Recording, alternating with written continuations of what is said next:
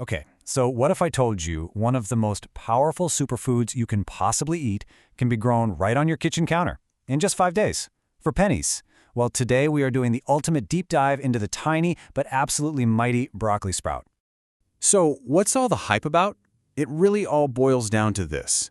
Ounce for ounce, these little 3-day-old sprouts pack anywhere from 10 to, get this, 100 times more of the key health-promoting compounds than a full, mature head of broccoli. I mean, that is just an incredible concentration of nutritional power. All right, so to get you from that tiny seed to a powerful superfood, here's what we're going to cover. We'll start with the amazing science, then get into the super simple starter kit you'll need. After that, it's the day-by-day growth guide, the secrets to boosting their power, and finally, how to harvest and store them so they last. First things first, let's talk about the science. I promise we won't get too lost in the weeds here, but understanding this part is so crucial to getting the most out of your sprouts. We're really talking about one specific super compound called sulforaphane, which is famous for the way it supports our body's cellular health and detoxification pathways. Now here's where it gets really cool. The good stuff, sulforaphane, isn't actually just sitting in the plant. Nope, it only gets created when two things mix, kind of like a lock and a key. When you chew or chop the sprouts, a precursor called glucoraphanin mixes with an enzyme called myronase, and boom! That's when the magic happens and you get sulforaphane. So knowing the science is great, but how do we actually do it?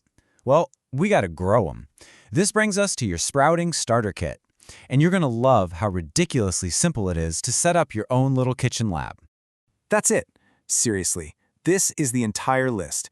All you need is a basic wide-mouth mason jar, a special mesh sprouting lid you can find online for a few bucks, and of course about 2 tablespoons of good quality organic broccoli sprouting seeds. It's such a low-cost, high-reward kind of project. Okay, you've got your gear. Now for the fun part, the 5-day growth guide. This is your foolproof, step-by-step plan to growing perfect, nutrient-packed sprouts every single time. Let's do this. So here's the whole week at a glance. You start with a simple overnight soak. Then, for the next few days, it's just a quick rinse and drain routine. But look closely right there. That window between day 3 and day 5, that's the sweet spot. That's your optimal harvest window when those precursor compounds are at their absolute peak. Your daily task is so easy, but you gotta do it right. You just rinse the seeds with some cool water, give them a little swirl, and then, and this is the most important part, you have to drain them thoroughly. Get all that water out. Then, just prop the jar upside down at an angle. This lets air flow through and keeps water from pooling, which is the absolute secret to preventing any mold. Okay, you did it. You grew your own sprouts. Now, this is where we level up. This is where we go from just a home grower to a total pro. We're going to get into the secrets to make sure you unlock every single drop of that nutritional potential. So I have to ask you, after all that work you just put in, are you positive you're getting the full power from your sprouts? Because believe it or not, there's a common mistake that can totally rob you of the very compound you were trying to get in the first place. And here is the culprit. Meet the villain of our little story, a spoiler protein called ESP. See, when you eat raw sprouts, this pesky protein can actually hijack that chemical reaction we talked about. And instead of creating sulforaphane, it creates a totally useless, inactive compound. Not what we want. But don't worry, there is a super elegant scientific solution. It's called the heat shock method.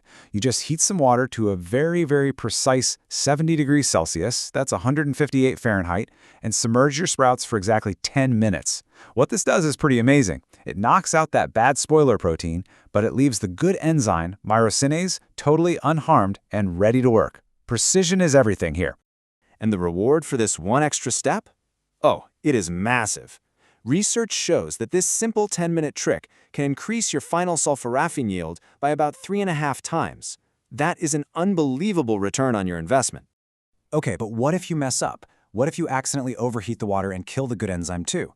Don't freak out. Here's a brilliant pro tip. Just add a tiny pinch of mustard seed powder. Mustard seed has its own version of that myrosinase enzyme that's super heat stable, and it'll jumpstart that conversion all over again. It's a fantastic little backup plan. All right, we are in the home stretch now. You've grown them, you've supercharged them, now we just have to make sure we harvest and store them correctly so all that hard work doesn't go to waste. Listen, if you remember one thing from this whole section, let it be this. The #1 enemy of your sprouts is dampness. If you put wet sprouts in the fridge, I guarantee they will turn into a slimy mess in a day or two. Getting them bone dry is the absolute top priority. So here's your final checklist. You can dehull them if you want, just float them in water and the little seed hulls pop right off. Then dry them completely. A salad spinner works wonders here. And finally, pop them in a sealed container in the fridge. They'll stay fresh and powerful for about 5 days. And there you have it, the complete guide, from a tiny little seed to a nutritional powerhouse that you grew and optimized all by yourself. So the only question left is, now that you're basically a sprout growing expert, what are you going to add them to first? A smoothie? A salad? Maybe top off a sandwich? The sky's the limit.